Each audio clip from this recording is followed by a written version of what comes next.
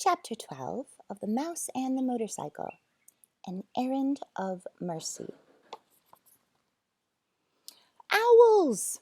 Thought Ralph, as he clung to the Virginia creeper and filled his lungs with the cool night air that was such a relief after the stuffy drinking glass. I've always wanted to climb down this vine and explore the ground floor, he reminded himself grimly. And now I have to. Ralph had never been outdoors before, beneath the moon and the stars. He felt small and frightened and alone. Slowly, paw over paw, he worked his way along the shoots and the tendrils. An owl, uncomfortably close in a pine tree, hooted, "Hoo-hoo!" and Ralph huddled, shivering in the shadow of a leaf, aware that he was losing precious seconds. A night wind rattled the windows, and the owl glided off across the parking lot. Ralph inched his way down the vine. It was a long, winding route full of detours to the ground floor window, which, to Ralph's relief, was open.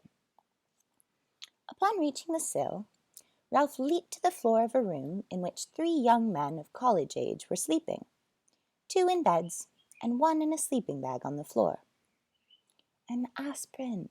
I must find an aspirin, thought Ralph, darting under the bed.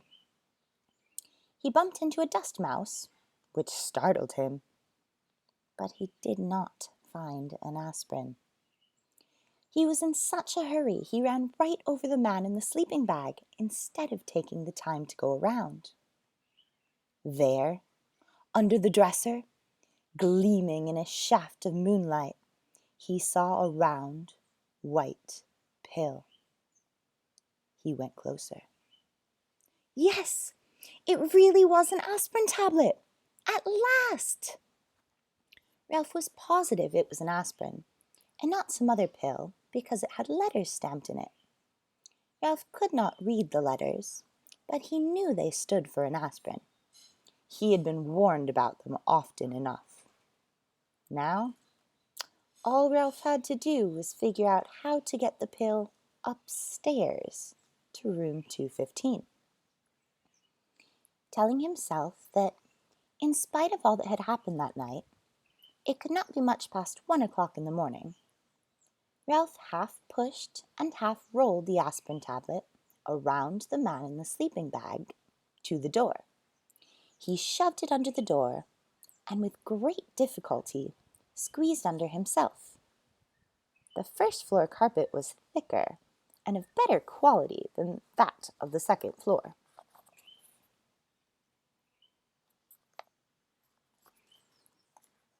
Ralph worked his way with the aspirin down the hall to the lobby, where the night clerk was asleep on a couch.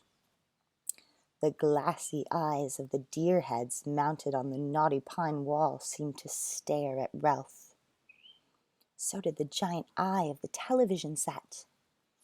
Slowly, he moved his precious load across the lobby to the stairs, and there he stopped. How could he manage to get that aspirin up those stairs? He picked it up and tried lifting it, even though he knew he could not reach the first step with it. The night clerk tossed on the couch and made a gobbling, snorting noise. Ralph dropped the aspirin in panic and looked wildly around for a hiding place. With one terrified leap, he dived under the grandfather clock between the elevator and the stairs. It was immediately plain, from the dust, that no one ever cleaned under the clock. This is a special clock called a grandfather clock. Ah! Ah! Ralph struggled to control a sneeze. Above him, the works of the clock began to make grinding noises. Achoo! The sneeze could not be held back. Bong! The clock struck 1:30, forcing Ralph to clap his hands over his ears. How his famous ancestor, the one that ran up the clock, hickory-dickory-dock, stood the racket, he did not know. Peeking out, Ralph discovered that the night clerk had slept soundly through the din, so he ventured out from under the clock to continue his struggle with the aspirin tablet. Since carrying the pill up the stairs was impossible, Ralph had to find another way. The elevator? Ridiculous! A mouse could not run an elevator. Then, quite unexpectedly, a whole plan of action popped into his mind. Ralph had a genuine inspiration. First, he rolled the aspirin to a safe place behind the ashtray stand beside the elevator. Then, empty-pawed, he climbed the stairs to the second floor and ran down the hall to room 215, where he squeezed under the door. Keith was still half awake, his eyes glinting with fever under their heavy lids. "Psst," said Ralph. "I found an aspirin for you." Mumbled Keith. "An aspirin tablet! I found an aspirin!" "Where is it?" Keith was more awake now. "Down on the first floor." Oh. Keith was obviously disappointed. "Now wait," said Ralph. "I can get it up here, but I've got to have some help. You'll have to let me take your sports car." "You're too young," mumbled Keith. "I am not!" And it was true that Ralph felt very much older than he had when he lost the motorcycle. "Come on, you need that aspirin, don't you?" "You already lost my motorcycle." "Oh, come on!" Ralph was growing more impatient as he felt the night slipping by. "If you won't let me take the sports car, will you let me take the ambulance?" "I guess so." Keith did not feel equal to arguing with a determined mouse. He picked up his ambulance from the bedside table and set it on the floor. "Here." "One more thing," said Ralph anxiously. "Do you think you could manage to open the door for me? I know you feel terrible, but it's the last thing I'll ask, honest. And I promise I'll have the aspirin up here in no time." Keith sighed, but he slid his feet out from under the sheets and, hanging onto the bedside table, reached over and opened the door. Ralph was already seated in the white ambulance with the red cross painted on the side. "Wee, wee, wee." He took the corner into the hall on 2 wheels and sped down the bare floor between the wall and the carpet until he came to room 211. Here, he slowed down and then went, "Wee, wee, wee," good and loud. This carried him, as he had planned, to the elevator. It was a crucial moment. Now he would find out if his plan was going to work. The little dog in room 211 began to whimper and then to bark, just as Ralph had planned. In a moment, the door opened and the man stumbled out with the little terrier in his arms. "Oh, all right," he grumbled. "I'll walk you. Shut up, will you?" Ralph waited, his paws tense on the steering wheel. The man walked groggily to the closed elevator door, where he managed, in spite of the wriggling dog in his arms, to push the button. Soon, the elevator door slid open. Ralph knew that timing was important. The man entered the elevator. The dog barked. "Wee, wee," said Ralph, hard enough and fast enough to shoot the ambulance at great speed across the yawning crack between the floor of the hall and the floor of the elevator. before the man turned around. As the dog's owner turned, Ralph steered skillfully around his feet and parked the ambulance behind him. The man pressed the button, the doors closed, and the elevator actually began to descend. "Do you know what you are?" the man sleepily asked the dog. "You are a nuisance. That's what you are.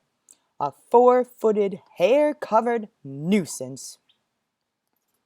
The dog ignored his master. "I know you're down there," he yapped to Ralph. "If I could just get down, I'll get you." Ralph did not answer. He was taking no chances. He waited quietly inside his ambulance until the man had carried the dog out before he drove out of the elevator. He jumped out of the ambulance, opened the rear doors, seized the precious aspirin, and boosted it inside, slamming the doors around him, and jumped into the driver's seat. There was not an instant to lose. Wee, wee! The ambulance moved toward the open elevator. But unfortunately, by this time, Ralph was slightly out of breath.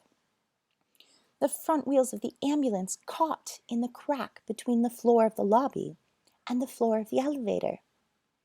The ambulance was stuck. "Oh no," thought Ralph. "Not now. I can't fail now." "Wee, wee!" he managed to gasp. The wheels spun, but the ambulance did not move. Ralph jumped out, put his shoulder to the rear of the vehicle, and pushed with all his strength. Nothing happened. In a moment, the man would be returning with the dog. Desperate, Ralph climbed back into the ambulance. He took a breath so deep he thought his lungs would surely burst. Wee, wee, wee! He made the sound hard and fast and high-pitched. The wheels spun. The ambulance moved, slowly at first, and then, as the tires got a grip on the floor of the elevator, it shot out of the crack and across the elevator and hit the rear wall with a bump. Ralph collapsed over the steering wheel, limp with relief, just as the man came back through the lobby with his dog. "I guess some boy lost his toy ambulance," muttered the man, more awake now, as he stepped in and pressed the button. "Toy?" thought Ralph indignantly. "This ambulance is carrying medical supplies to the sick." "Boy, my foot!" yapped the terrier. "It's that dastardly mouse! Let me down and I'll get him!" Ralph did not know how to answer. He was saving all his breath now to get the ambulance across that crack once more. The man slapped the dog lightly on the nose and said, "Be quiet. I took you outside, didn't I?" Fortunately, the elevator door stayed open behind the man as he walked out, so Ralph had no trouble driving the ambulance out and down the hall to room 215. The door had blown shut, but he did not care. He jumped out of the ambulance and ran around to the back where he unloaded the aspirin, shoved it under the bedroom door, and squeezed under after it. "Hey, Keith, I've got it!" Ralph was filled with triumph. "I've brought you an aspirin."